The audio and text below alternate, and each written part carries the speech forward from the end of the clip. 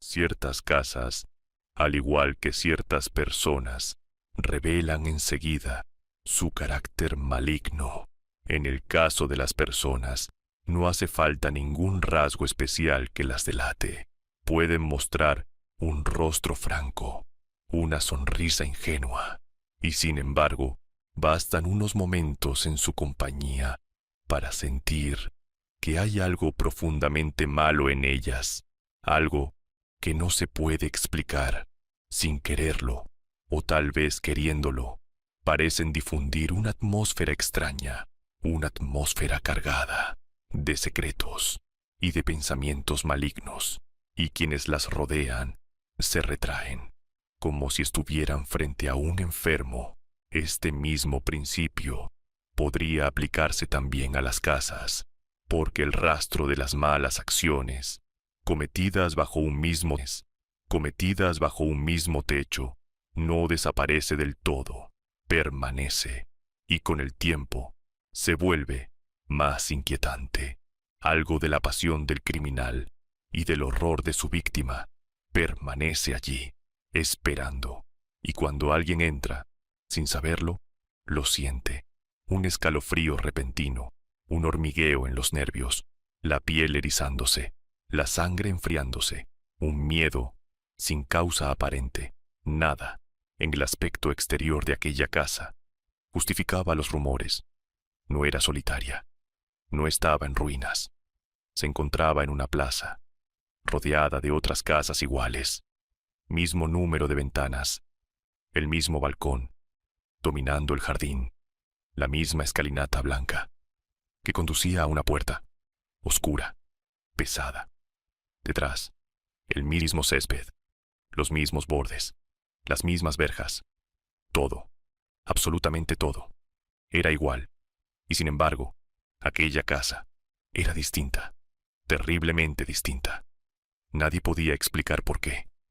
No era imaginación, porque quienes habían entrado, aunque fuera por unos minutos, salían cambiados. Decían que algunas habitaciones eran insoportables, que preferirían morir antes que volver a entrar en ellas, que el aire mismo producía pavor, y los pocos que intentaron habitarla huyeron, siempre a toda prisa, como si algo los expulsara.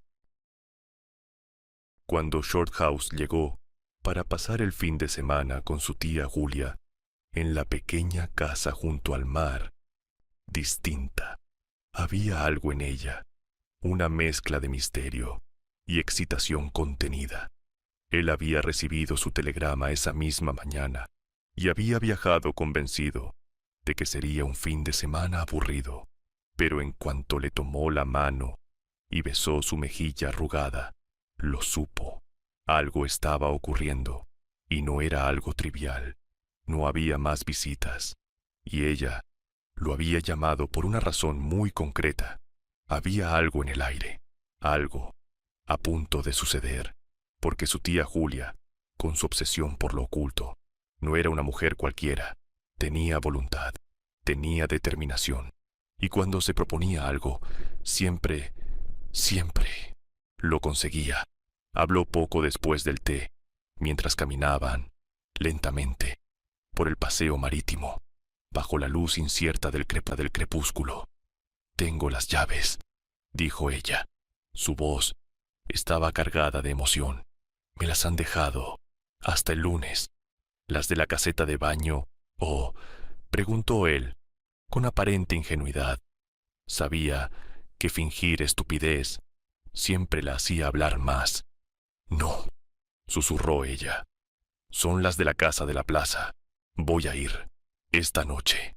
Shorthouse sintió un leve escalofrío recorrerle la espalda. Su tono burlón desapareció. Algo en su tía había cambiado, y lo comprendió. Hablaba en serio. «Pero no puedes ir sola», empezó. «Por eso te he telegrafiado», respondió ella, con firmeza. Él la miró. Su rostro, arrugado, extraño, brillaba. Había entusiasmo, pero también algo más, algo difícil de nombrar. También algo más, algo difícil de nombrar, y entonces volvió a sentirlo. Un segundo estremecimiento, más intenso. Gracias, tía Julia, dijo él. Te lo agradezco muchísimo. No podría ir sola, continuó ella, pero contigo disfrutaré lo indecible. Tú no temes a nada, lo sé. Muchas gracias, repitió él. Pero, ¿puede pasar algo? Ha pasado, susurró ella, y mucho, pero lo han ocultado bien. 3 personas intentaron alquilarla en los últimos meses, y todas se marcharon. Ninguna quiso volver. A pesar de sí mismo, Shorthouse empezó a interesarse. La casa es muy antigua, continuó ella, y su historia es desagradable. Hubo un asesinato, un mozo de cuadra, celoso, una criada, su amante, una no escondió en la bodega, esperó, y cuando todos dormían, subió, en silencio, la sacó al rellano, y antes de que nadie pudiera ayudarla, la arrojó al vacío. ¿Y él? Preguntó Shorthouse. Lo detuvieron, respondió ella, y lo ahorcaron, pero eso fue hace mucho tiempo, casi un siglo. Shorthouse guardó silencio. Ya no era indiferente, pero dudaba, no por él, sino por su tía. Iré, dijo finalmente, pero con una condición. Nada me impedirá ir, respondió ella, pero te escucho. Quiero que me prometas que mantendrás la calma si ocurre algo realmente horrible.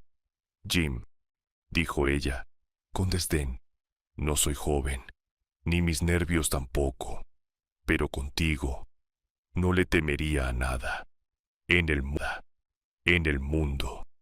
Y eso decidió todo, porque Shorthouse, como cualquier hombre joven, no supo resistirse y aceptó.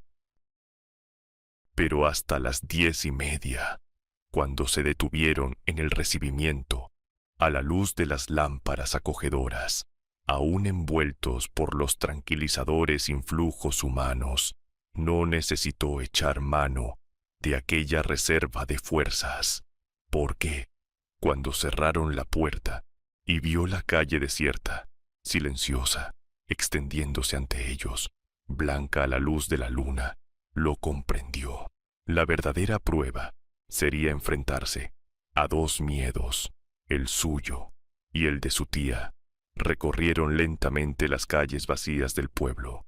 La luna de otoño plateaba los tejados de soplo, y los árboles del paseo marítimo parecían observarlos en silencio. Shorthouse no respondía. Comprendía lo que ocurría. Su tía hablaba, pero no por conversación. Hablaba para no pensar. Veían alguna ventana iluminada, alguna chimenea, dejando escapar humo o chispas. Pero él ya estaba atento a todo, incluso a los detalles más pequeños. Se detuvieron en una esquina. Miraron el nombre de la calle, iluminado por la luna, y sin decir nada, entraron en la plaza, hacia la sombra. La casa es el 13, oyó decir a su tía. Ninguno comentó nada. Cruzaron la franja de luz y avanzaron en silencio. A mitad de la plaza, Shorthouse lo notó. Un brazo se deslizaba bajo el suyo. La aventura había comenzado. Su tura había comenzado. Su tía empezaba a ceder. Necesitaba apoyo. Minutos después, se detuvieron ante la casa, alta, estrecha, blanca, pero sucia. Las ventanas parecían mirarlos. Nada, a simple vista, revelaba su maldad, pero estaba allí. Subieron la escalinata, miraron atrás. Nadie. La puerta, enorme, negra, les cerraba el paso. Y entonces llegó el nerviosismo. La llave tardó en entrar. Demasiado. Ambos desearon que no se abriera. El sonido metálico parecía escucharse en todo el mundo. Y entonces giró. La puerta se abrió. Oscuridad. Entraron. Y la puerta se cerró tras ellos. El golpe resonó por toda la casa. Y entonces otro ruido. Tía Julia se aferró a él. Un hombre ruido. Tía Julia Se aferró a él. Un hombre había tosido a su lado, tan cerca que parecía estar junto a ellos. Shorthouse giró su bastón. No había nada. «Aquí hay alguien», susurró ella. «Le he oído». «Tranquilízate», dijo él. «Solo ha sido la puerta. Enciende una luz. Pronto». Las cerillas cayeron al suelo. Un leve repiqueteo. El silencio volvió. Y entonces la vela se encendió. Shorthouse alzó la improvisada lámpara y observó su entorno. Lo encontró profundamente lúgubre, porque no hay morada humana más desolada que aquella que está vacía de muebles, oscura, muda, abandonada, y sin embargo, cargada de rumores sobre hechos malvados y violentos. Se encontraban en un amplio vestíbulo. Daba a un espacioso comedor. Enfrente, el recibimiento se prolongaba en un pasillo largo, oscuro, que conducía a la escalera hacia la cocina. Una escalera ancha, desnuda, ascendía ante ellos, describiendo una curva. Estaba sumida en sombras, salvo un punto, un rodal de luz lunar, filtrado por una ventana, que caía sobre la madera. Esa luz creaba formas, siluetas, indefinidas, más inquietantes que la oscuridad completa, porque la luz de la luna parece dibujar rostros en la penumbra, y al contemplar aquella oscuridad, al imaginar las habitaciones vacías, los pasillos superiores, Shorthouse sintió un deseo repentino de estar de nuevo afuera, en la plaza o en el pequeño salón que habían dejado hacía una hora.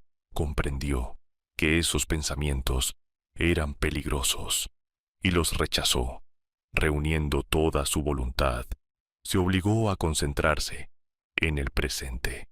«Tía Julia», dijo en voz alta, con gravedad, «vamos a recorrer la casa de punta a cabo y a hacer una inspección exhaustiva».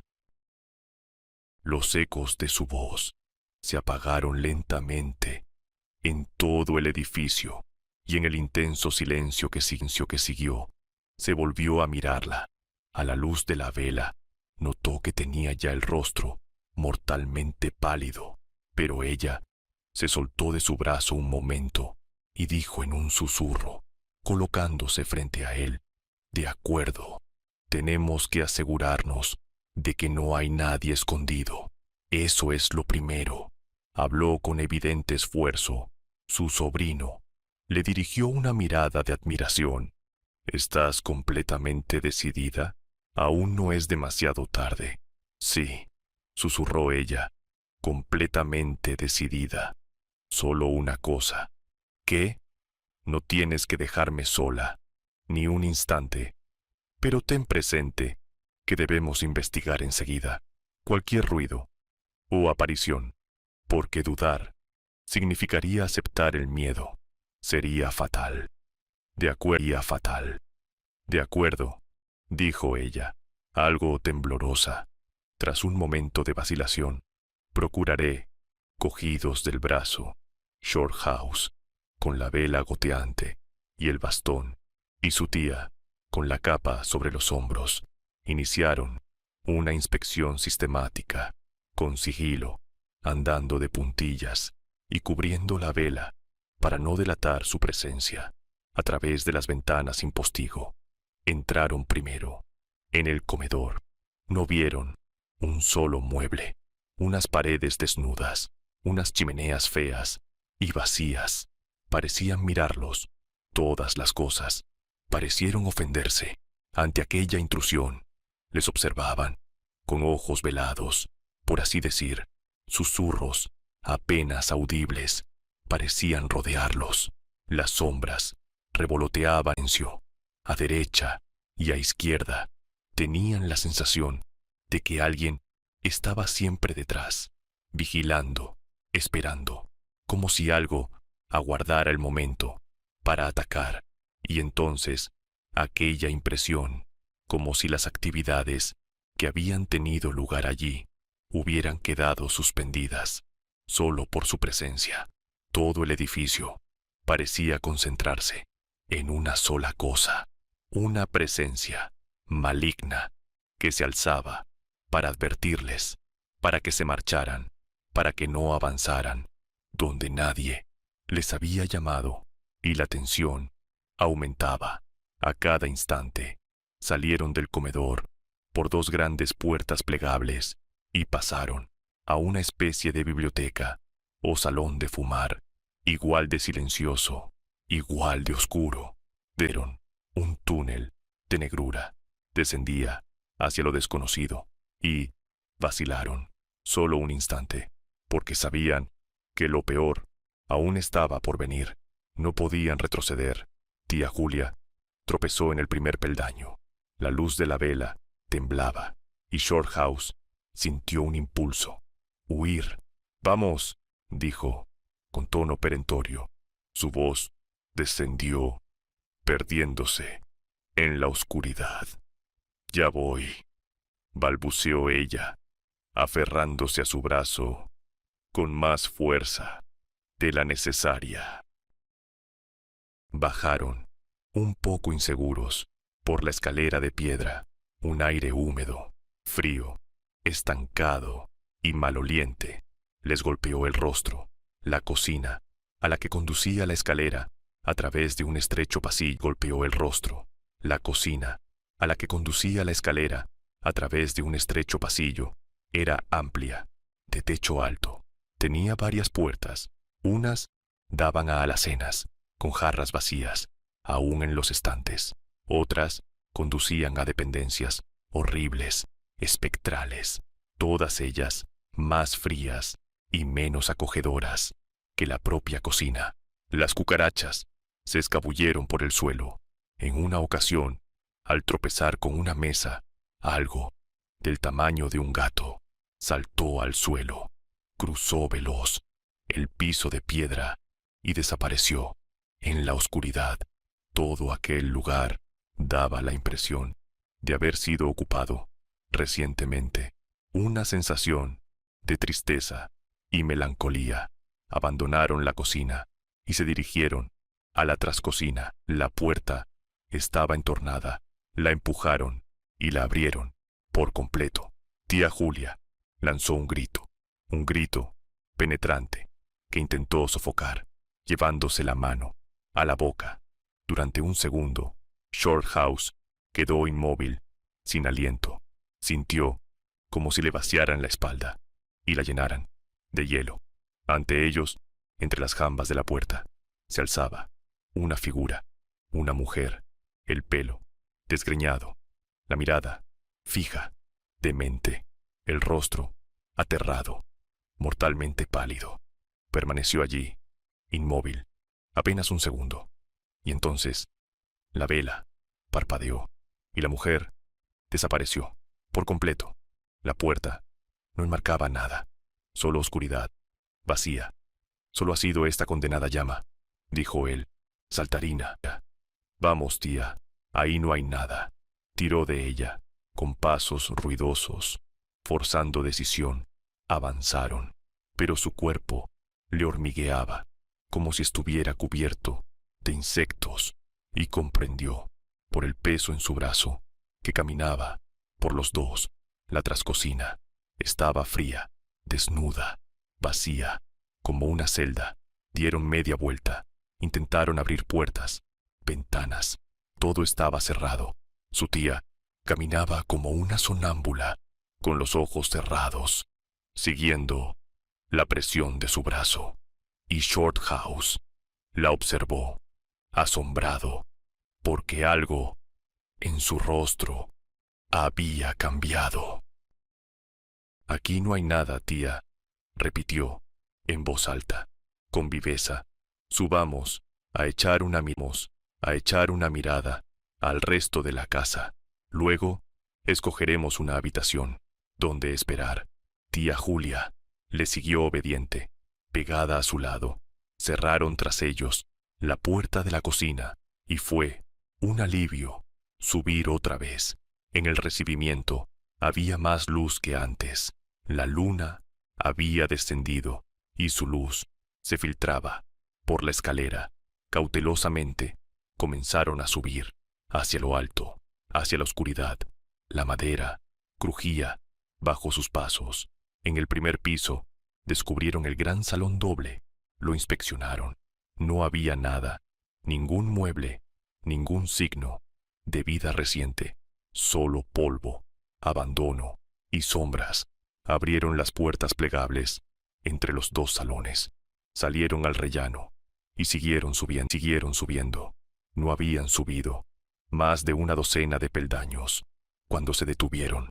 Al mismo tiempo, escuchando, se miraron a los ojos sobre la llama temblorosa de la vela, y entonces lo oyeron desde la habitación que acababan de dejar, un ruido apagado, pero claro, el sonido de una puerta al cerrarse, una tras otra.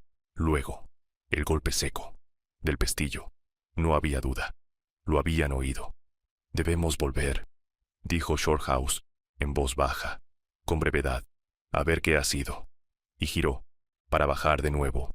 De algún modo, su tía le siguió, con el rostro completamente lívido, pisándose el vestido, mientras descendía.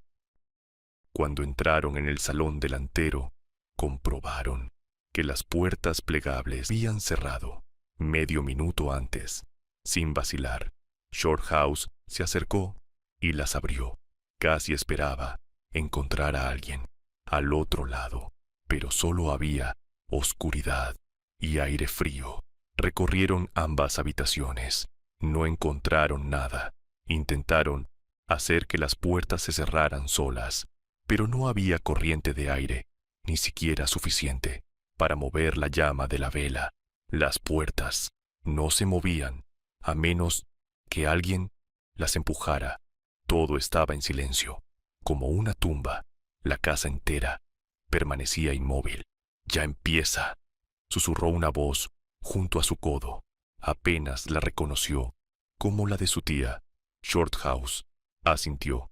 Sacó su reloj. Eran las 12 menos cuarto. Anotó lo ocurrido en su cuaderno. Anotó lo ocurrido en su cuaderno. Antes dejó la vela en el suelo. Tardó unos instantes en colocarla, apoyándola contra la pared. Tía Julia no miraba. Había girado la cabeza hacia la otra habitación. Creía haber oído algo. Entonces ocurrió. Pasos rápidos, precipitados, muy cerca, y al instante siguiente, la vela se apagó. Pero para Shorthouse hubo algo más, algo que solo él vio mientras se incorporaba.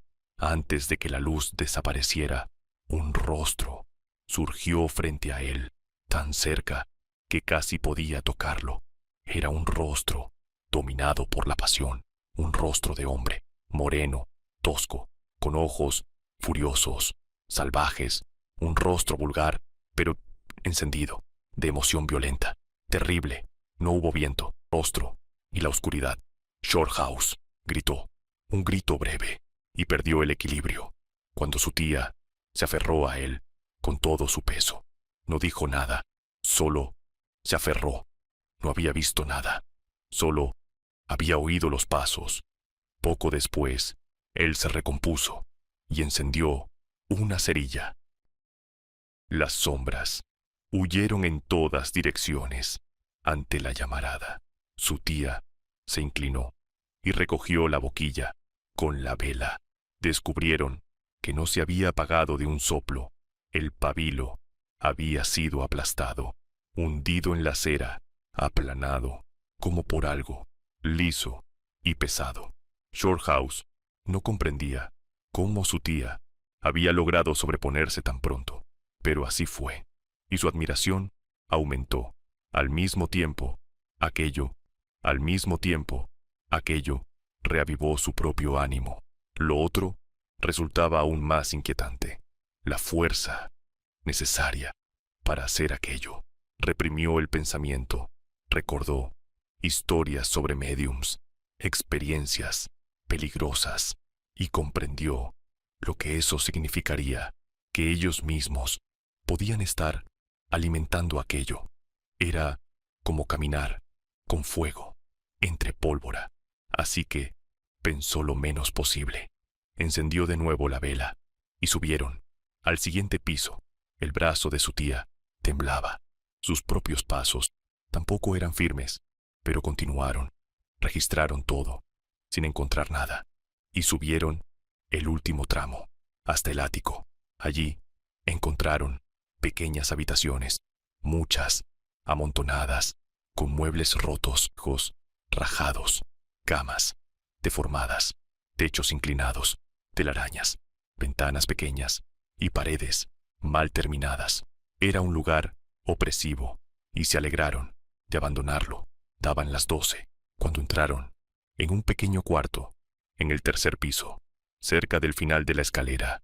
Allí se acomodaron como pudieron para esperar el resto de la noche. El cuarto estaba vacío, pero tenía historia. Era allí donde había ocurrido todo, donde el mozo acorraló a su víctima y la atrapó. Afuera comenzaba la escalera, la que conducía a las habitaciones que acababan de dejar. A pesar del frío de la noche, algo en el ambiente de aquella habitación pedía a gritos que abrieran una ventana, pero había algo más. Shorthouse solo podía describirlo así. Allí se sentía menos dueño de sí que en cualquier otra parte de la casa. Era algo que actuaba directamente sobre los nervios, algo que debilitaba la voluntad, que consumía la resolución. Lo percibió antes de que pasaran 5 minutos. En ese breve tiempo, había sentido cómo sus fuerzas se apagaban, y eso fue lo más horrible de toda la experiencia. Dejaron la vela en el suelo y entornaron la puerta para que la luz no los deslumbrara, ni proyectara sombras en las paredes o en el techo. Extendieron la capa y se sentaron, con la espalda apoyada en la pared. Shorthouse estaba cerca de la puerta. Desde allí podía ver la escalera, la que descendía hacia la oscuridad y la que subía hacia las habitaciones de los criados. A su lado tenía el bastón. La luna estaba ahora sobre la casa. Por la ventana abierta se veían las estrellas, tranquilas, como ojos que observaban desde el cielo. Los relojes del pueblo dieron las 12, uno tras otro, y cuando el sonido cesó, el silencio volvió, profundo, inmóvil. Solo el mar, a lo lejos, llenaba el aire, con un murmullo oscuro. Dentro de la casa, el silencio se volvió insoportable, porque en cualquier instante podía romperse con algo. La espera tensaba los nervios. Cuando hablaban, lo hacían en susurra. Tensaba los nervios. Cuando hablaban, lo hacían en susurros. Sus propias voces sonaban extrañas, irreales. Un frío que no venía del aire invadió la habitación y los hizo estremecerse. Algo estaba debilitándolos, minando su confianza, restándoles fuerza. Y entonces, el miedo cambió, se volvió real. Shorthouse comenzó a preocuparse por su tía, porque sabía que su valor tenía un límite. Oía su propia sangre latir en sus venas, tan fuerte que le impedía escuchar. Pero había algo más, ruidos, lejanos, indefinidos. Cuando intentaba escucharlos, desaparecían, no se acercaban, pero estaban ahí, en alguna parte de la casa, no en el piso superior, no en el salón, más abajo, más lejos. Pensó en venir de ningún lugar. Lo único seguro es que no venían del exterior. Y entonces, de repente, lo comprendió. La verdad. Durante un instante, sintió que la sangre se le detenía, como si se hubiera convertido en hielo. Los ruidos no venían de abajo, venían de arriba, de aquellos cuartitos estrechos, de techos inclinados, de muebles rotos, allí donde había sido sorprendida la víctima, y desde donde salió para morir, y desde ese instante comenzó a oírlos mejor, más claros, más cercanos, pasos furtivos, recorriendo el pasillo, entrando y saliendo de las habitaciones, rozando los muebles. Se volvió hacia su tía para comprobar si ella también lo sabía. La luz de la vela que entraba por la rendija recortaba su rostro contra la pared. Pero no fue eso lo que le heló la respiración. Fue otra cosa, algo que había cambiado. Su rostro ya no era el mismo. Algo lo cubría, como una máscara. Las arrugas se suavizaban, la piel se estiraba y su expresión cambiaba, con la excepción de sus ojos, porque esos seguían siendo los mismos. La miró en silencio, con asombro, un asombro que empezaba a convertirse en horror, porque era su tía, pero no lo era. Era un rostro de hacía 40 años, el rostro de una niña, vacío, inocente. Había oído historias sobre el efecto del terror, sobre cómo podía borrar otras emociones, pero nunca creyó que fuera real, hasta ese momento, porque lo que veía era algo peor.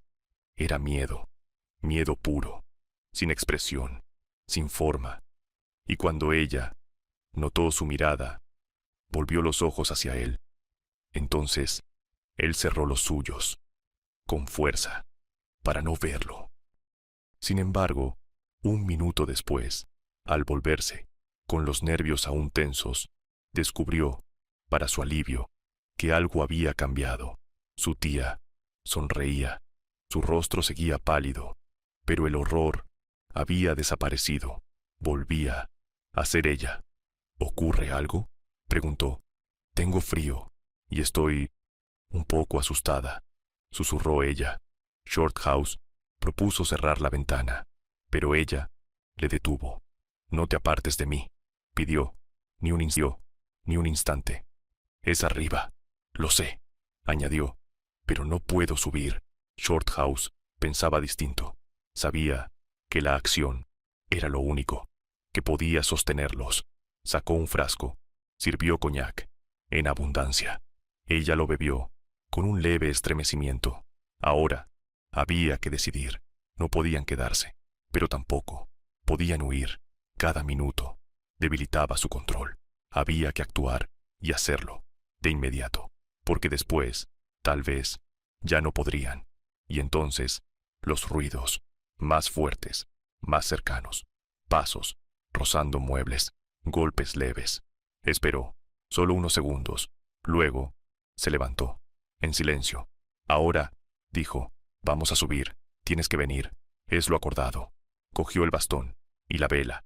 A su lado, una figura temblorosa. Había algo en ella, algo más fuerte que el miedo, y eso le sostuvo.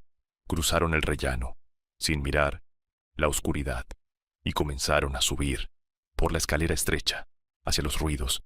A mitad de camino, ella tropezó.